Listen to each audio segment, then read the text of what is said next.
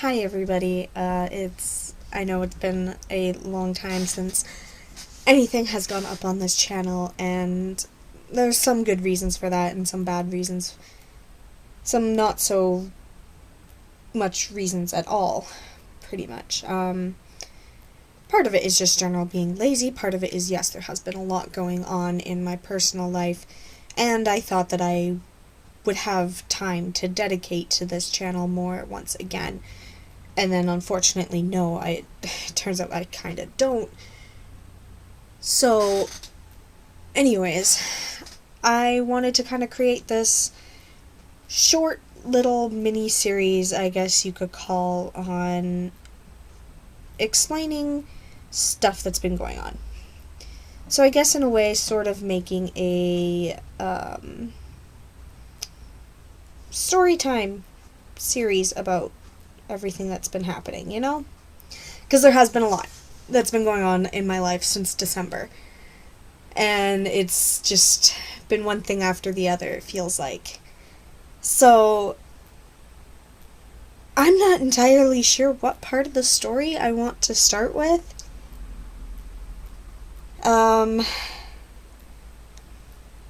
First off, for anybody new that hasn't watched my stuff in,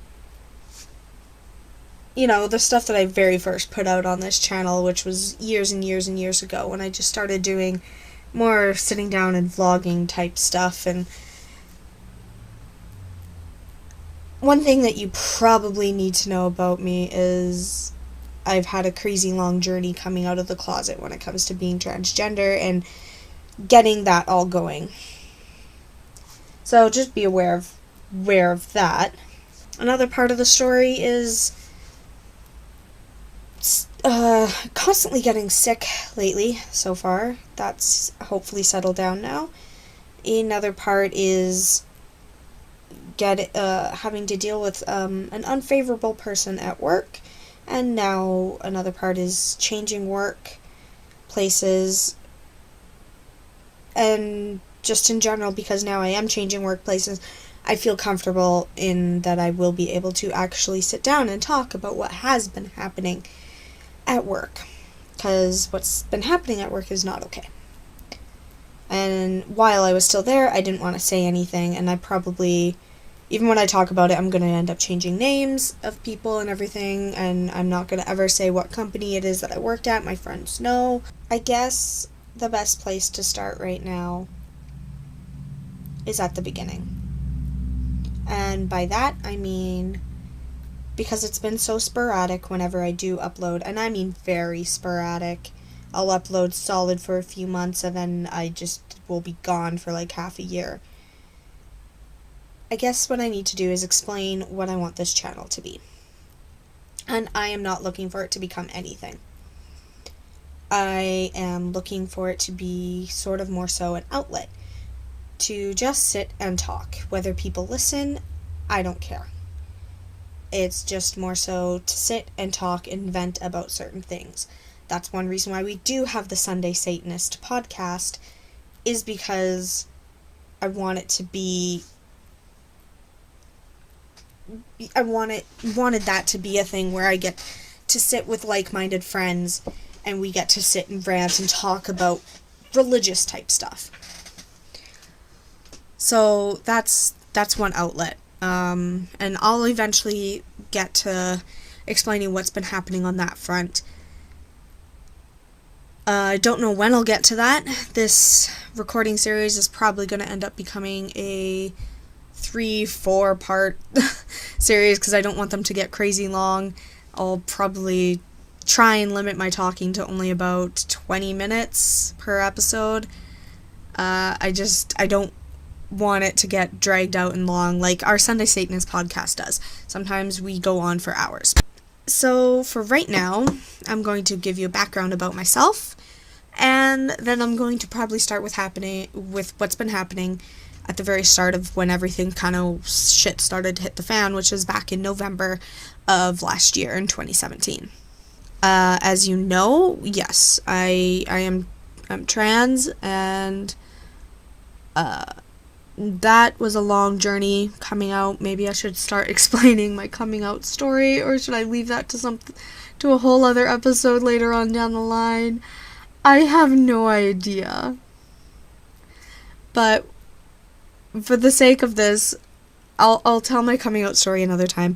For the sake of this, I'm just gonna say, yes, I'm trans, I prefer male pronouns, and stuff like that. As far as my home life goes, it definitely could be worse, I know that. And I'm going to end up saying stuff that's been happening very shortly where you might sit there and be like, oh no, your home life is horrible. Trust me, it's not. My parents aren't as bad as sometimes I complain about that they are. They are still very loving, but at times egotistical, I guess, is the way to put it. Their egos get in the way of them actually seeing the bigger picture, it seems like. And we're all guilty of that. I know I've done it too, and I try and control myself in it. But it's not something you can always do, right? So I had been out for quite a while, and eventually I'd moved to Vancouver. I don't live with my parents anymore. And I'd studied makeup artistry and got myself a job working in a kitchen at a banquet center out here. So I've been doing that for about the last 2 years. And everything kind of started to, and don't get me wrong, the people have been great. Like, honestly, they have been amazing. I love them. Everything sort of started to hit the fan, though, when November comes around this last year in 2017, and we, as always, need a bunch of more staff for it, right? So, as always, there's a whole bunch of cooks that get hired, and even us, I work doing the dishes. Even us in the dish pit, we're looking to hire at least one more person usually. And we had our person trained up and everything before the big season hit, so that was great. Where my nightmare, I call it my nightmare, sort of started was with this one particular new cook that was hired. At first, I didn't see there being anything wrong with him. He might have just been a little bit socially awkward, but I didn't think that was necessarily bad. What I ended up having problems with was he started to be more and more flirtatious with me. If you have somebody at your workplace that you like in that way, please, you have to be very, very careful with how you go about it. My best recommendation would be, honestly, just be their friend first. Nothing else. Just be a friend. So, but he didn't seem to really be after that. He seemed to already be wanting more, and I know what it came down to was the fact that he is a big fan, like, of pop culture stuff, and I am a big fan of pop culture stuff. And so I think seeing somebody else in the work that was so unapologetically displays that. Under our uniform, we could wear whatever we wanted, and our dish pit uniform is really just a white shirt. And so I would always have a tank top on underneath, because otherwise that shirt becomes so see-through. Like, I have a Bob's Burgers tank top, I have a Steven Universe tank top, I have an Avengers tank top. I go and I buy pop culture tank tops, because it's like, well, I might as well buy something that I like if I have to have it for work. You'd always be able to see the design through the shirt, even when it wasn't wet. That's just how thin these shirts were, honestly. He'd always see it, and it really seemed to hit me when I came into work one time and I was wearing my Steven Universe tank top, which is just a pink tank top with the yellow star on it, right? And he mentioned, like, oh, you like Steven Universe, blah, blah, blah, blah, and it's like, yeah, I do. Now, at this point, you have to remember, me and him have not had very many interactions to begin with, aside from saying hi to each other, or if he needed something, you know? But then it was like, all of a sudden, he started talking to me more and more and more and more, as if becoming more and more buddy-buddy, like, oh, you like pop culture, I like pop culture, we should automatically be friends, but unfortunately, the only way I can describe the kind of vibe this guy gave off was r/neckbeards, r/incel, or like r/nice guys especially. He just automatically made me feel so uncomfortable. He had this sort of arrogant air about him, whether it was intentional or not. I highly doubt that it was intentional, but yeah, he just had this arrogant air about him that I really didn't like and put me off. But I wasn't going to mention anything at work. You always have somebody at work that you can't stand or really don't particularly like, even when you're in a good place in work. Because if that was all it was, then there's no problem. You know, like, I could sit there and I could keep putting him off for so long, just kind of keep him at an arm's distance for so long. And I dealt with it a lot by doing things like, in this banquet kitchen, we have two kitchens, technically, that we work out of. We have a big main hall, and then we have a smaller kitchen that we work out of. I dealt a lot with avoiding him by going to the smaller hall and working in the smaller hall when there is an event over there. And I am so incredibly grateful for the rest of my crew virtually being okay with me doing that. For the most part, it worked for a little while. I didn't have to talk to him much, didn't have to really say anything much to him, and there was a short period of time where I started thinking he's not all that bad. Just a little bit socially awkward, and everything's good. Because, like, we had some good conversations, and we had some normal conversations, and so it seemed like, okay, maybe he just takes some time to settle in and get warmed up to somebody and actually, I'd say, be more normal, right? One time when I was working in the smaller hall, and this is now into December, I've probably only really been uncomfortable around him for about half a month. He asks me, this is before he's leaving to go home, it's the end of his shift, and I just thought that was a little bit awkward and weird because, yes, the cooks do say goodbye to us, but they don't, like, if we're in main hall, and they are in main hall, they'll say bye. If we're in the smaller hall and they're in the smaller hall, they'll say bye. But they won't actively switch between the two to seek you out and say goodbye. So he had been working in the larger hall, and I was working in the smaller one, and after his shift, he decided to come over and say goodbye. He came to say goodbye, and I was like, oh, okay, bye, see you later. Like, I just figured at this point maybe he thought that we were closer friends than we were. So I was just like, yeah, okay, bye, dude, see ya. Like, this is awkward, why did you come over? But sure, whatever, bye. And then he starts talking, and he's just like, well, I don't really do this a lot. And I was like, I knew immediately. I had this gut feeling for the last 2 or so weeks that he had been working there that he was going to end up asking me out.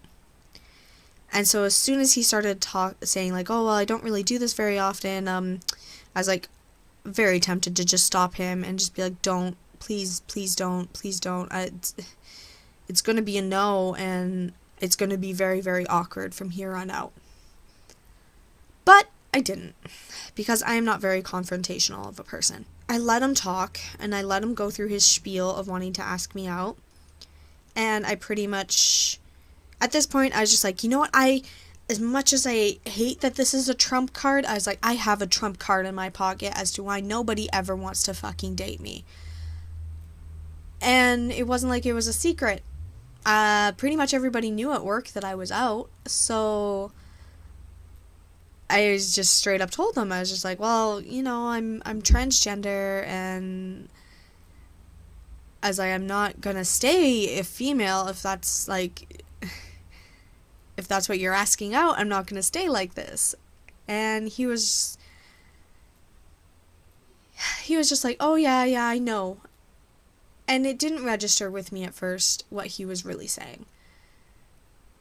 I just thought that he had noticed that my name on the sheet was my full preferred name, Nicholas. And that he just then put 2 and 2 together. Then he starts talking about, like, oh, he had found me on social media. And through talking, I started to realize he didn't mean just my public social media, where I want people to find me, like when I do makeup or something like that. He was talking, it seemed like he had found everything. He had found my Tumblr, he had found my YouTube, he had found my Facebook profile, he had found my Instagram, he had found my private Facebook profile that is supposed to be unsearchable. That just sort of freaked me out after the fact. Like, during the moment, here's the thing, during the moment, you're not thinking about stuff like that. Wasn't thinking like that, like, oh, this is something not right, there's something off here. I was just thinking, found my public profiles that I want people to be able to find when they're searching me up. Like, I want people to find my makeup business. I want people to find this. I want people to find that. So I was just like, oh, he's just finding that. And then it didn't even register with me to the fact that when he was talking, like, oh, he'd even found my Facebook, and he was mentioning more so my private Facebook, that means he had to, I don't know what sort of hoops he had to jump through, because that's supposed to be unsearchable, and I've double checked it. I have all my security as high as it can go, so I had no idea how he was finding it, and it was sort of freaking me out. It freaked me out after the fact, after he left. During the moment, I was just kind of frozen, and it wasn't registering in my brain what the hell was actually fucking happening. But then when it registered in my head, like, oh, he knows I'm trans, and he actually doesn't care, and he's still asking me out. Great.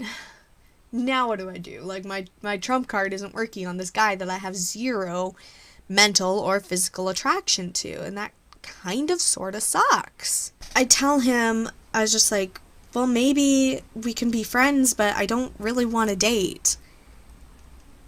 So I agree that, yeah, we could potentially hang out as friends. And, like, right away he's wanting to set up a date, and I'm just like, dude, it's before Christmas. I'm leaving soon to go home and visit family.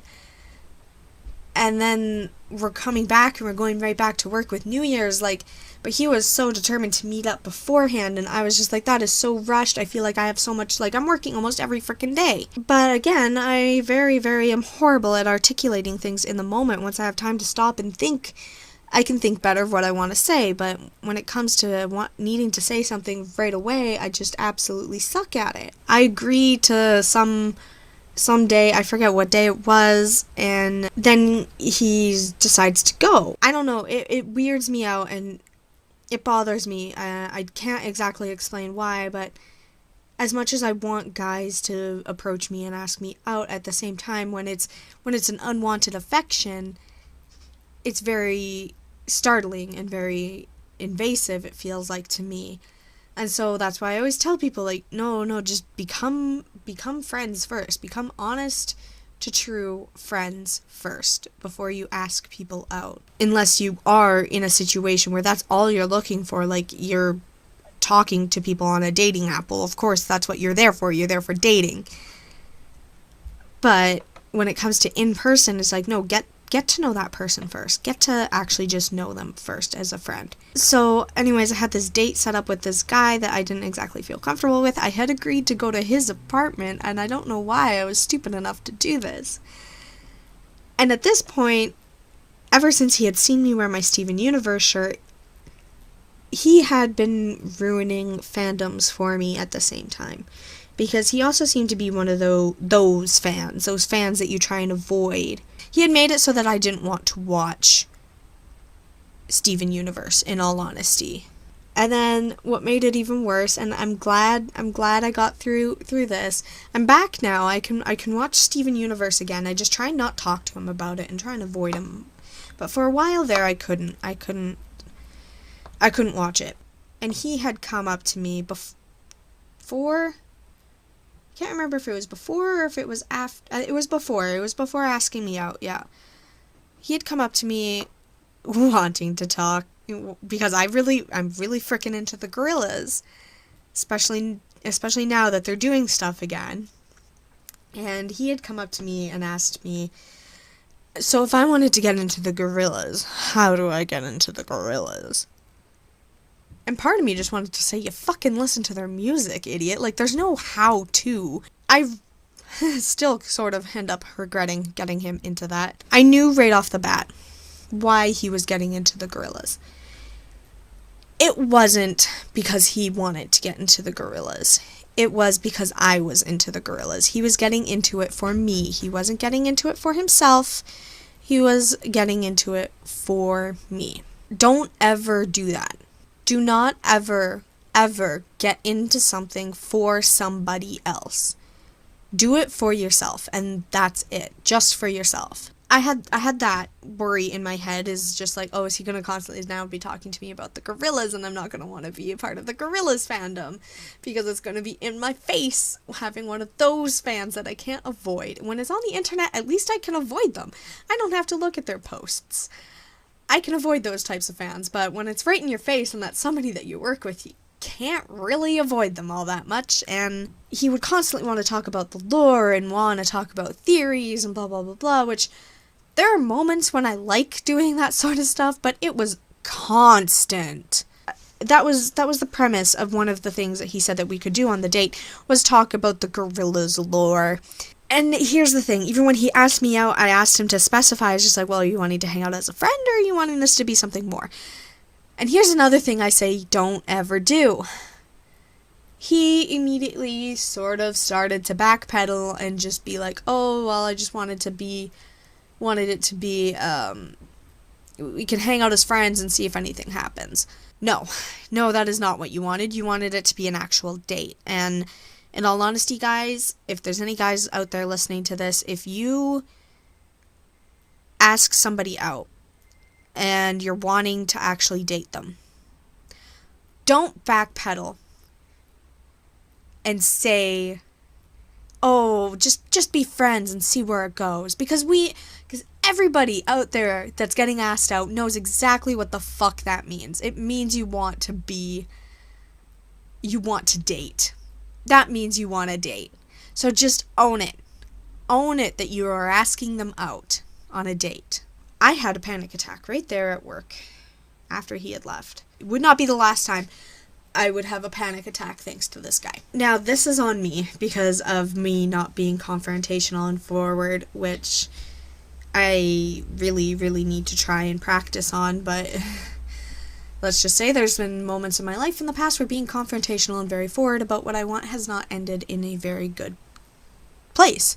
Yeah, I very much do the whole, avoid the topic and try and just ghost people when it's not something that I want to do, just because I don't want to deal with previous situations that I've had to deal with before. And that's not necessarily good either.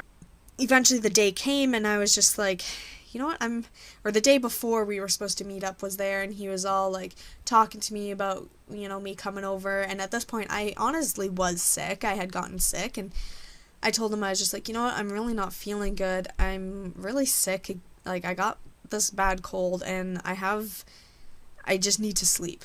Like, after I'm done work tonight, which, by the way, I usually don't get off work until 1 a.m. And by the time I get home, it's closer to 2, and then by the time you actually fall asleep, sometimes it's 3 a.m. And then to have to turn around and get up to go meet him in the morning, it was crappy. And so I just told him, I was like, I'm not really feeling good. I really need to actually just sleep in and get rest, because I can't do it. I can't get up in the morning and then after meeting with you go to work. Like, I can't. And do another 8-hour shift until 1 a.m. Like, I can't do that. But he kind of laying on the guilt trip a bit of like, oh, well, I've already bought all this stuff, because he was going to make us lunch or whatever. He's like, oh, I already bought all this stuff to make us food, blah, blah, blah, blah. And I'm like, that's not my fucking problem, dude. Just make the food for yourself then. There's kind of a bit of guilt tripping there that I don't appreciate. I don't handle that well. I've got my own problems with my parents, especially my mother, doing that a lot. So now when it happens, that's just something I don't tolerate at all. And it's not that I'll outright say anything, it's just I immediately lose 100% of any sort of respect that I had for you. So in that instant, he had pretty much lost all my respect. If I had any, honestly. If I had any for him, he lost it.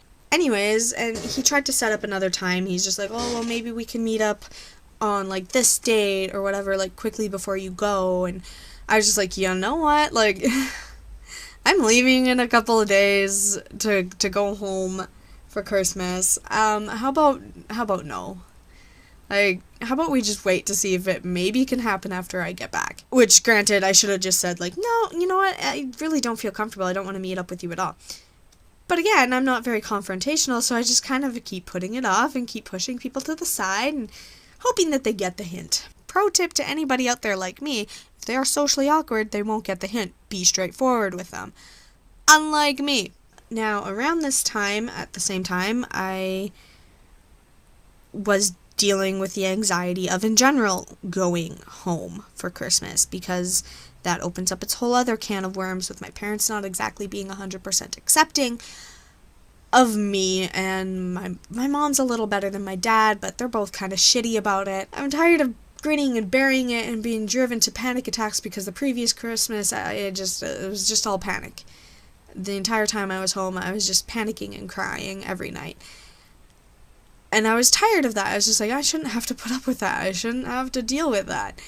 So I had called my mom, and I had told her that I really, really wanted her and dad to honestly try and respect my pronouns. And it kind of led into an argument, and it kind of led to me pointing out to her, just like, no, you don't want me home, you want what you think I am home, and that doesn't exist. And me having to explain to her that the way she's acting and what she's doing is, you're not in love, you don't love me, you love the idea of me. They've used all reasons under the sun as to why they are, like, down to their age, how they were raised, and shit like that. Whenever she brings that up, I kind of throw back at her. I'm like, you have an older sister that's 100% accepting of me.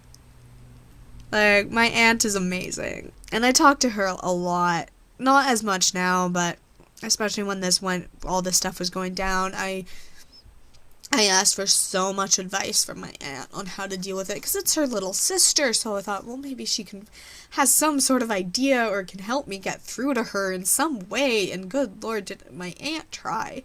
All I can say is at least she was there for me to have somebody to talk to, right?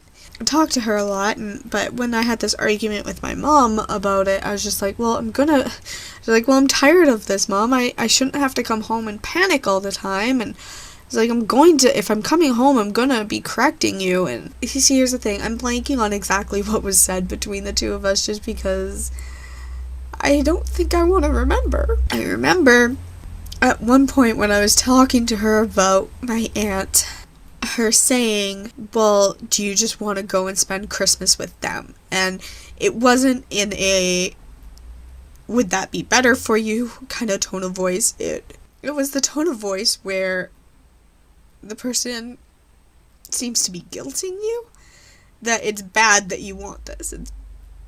It's bad that you want respect. It's bad that you want to feel loved and safe and okay. And it really hurt. And it really felt like she was actually telling me that if I chose her sister over her, I was going to be disowned. And I never thought that was something that my parents would actually do, because my mom, as bad as she can be sometimes, has never been that unreasonable. I'd say it has never been that unreasonable. This is honestly the same mom that, after I got in an argument with an older lady at work who didn't know I was trans, but we had gotten in an argument over Caitlyn Jenner, and my whole side of it was just like, I don't care what you personally think. It's a respect thing to say their pronouns and everything like that. And she had just gone off on this huge tangent, and it caused me to have such a huge panic attack.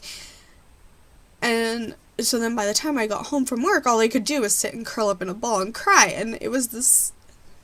And when my mom saw that, she honestly got so mad, and not at me.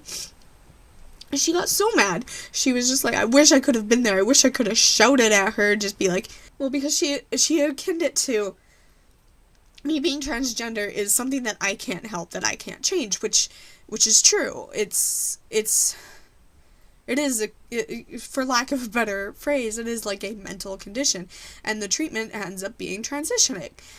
Just like this lady at work, because me and my mom used to work at the same place, this lady at work had a son who had depression, which is another sort of thing, a mental condition that is cured with, different medications and stuff like that. And so when my mom saw me like that, she's like, oh, I wish I could have just thrown all of her arguments back at her face with her in the opposite direction, using it against her with her son and his depression. Like, she's like, I wish I could have done that so that she could maybe understand what was happening. To know that I had a mom that at one point would argue that. And now I was on the phone with her just over 2 years later, and she was basically saying that if I didn't want to come home for Christmas, that she was gonna disown me. And I don't think she understands how much that hurt. And I really don't think she'd even care to fix it, as horrible as that is. I talk to Mom constantly. I talk to her all the time. Because in all honesty, she is amazing for when it comes to helping me manage my anxiety. I don't know what happened from her understanding that this is something that I can't change and that treatment is getting my transition, to all of a sudden just not wanting to respect any part of it. I don't know what happened. I just panicked. I didn't know what to do. All I could do was sit there and cry while I was on the phone. After I got off the phone with her, I called my sister, and I don't know if they want me mentioning their names or not. I really don't know if they do. So I have 2 older sisters. I called, let's name her Amy. I'll try and remember that. So I called my sister Amy, and I talked to her, and I was honestly just because I was still crying. I couldn't stop crying. And she did her best to calm me down.